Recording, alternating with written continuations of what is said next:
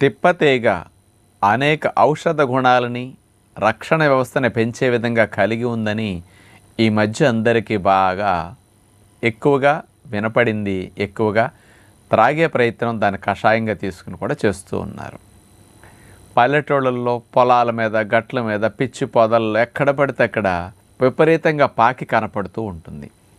అందులో ఔషధ గుణాలు ఇంత కలిగి ఉన్నాయని ఆయుర్వేద వైద్యశాస్త్రంలో ఏనాడో గుర్తించి దాని ఉపయోగాన్ని సమాజానికి అందించడం జరిగింది. కానీ ఎక్కువ మందికి జనాల్లోకి వెళ్ళలేదు.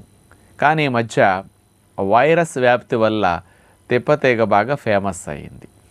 మరి అలాంటి తిప్పతీగలో ఏమేమి లాభాలు ఉంటాయి ప్రధానంగా సైంటిఫిక్గా తీసుకుంటే అనేది మీకు వివరించబోతున్నాను.